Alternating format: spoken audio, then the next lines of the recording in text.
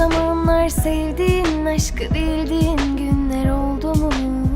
Bana güller verdiğin tatlı nameler gerçek oldu mu? Bir zamanlar sevdiğin, aşkı bildiğin günler oldu mu?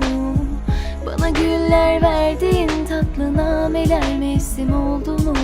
Hiç yüzünden darılmak, her güzel şeye alınmak, bitik ve mutsuz anılmak, alın yazımsa sildim çoktan. Peşimden gelirsen, aşk için direnirsen, nerede yanlış bilirsen, çözmeyi düşünürsen, belki bir gün bulursun, ama sen onu da unutursun. Boş ver, boş ver. Yüreğinden yaralı bizi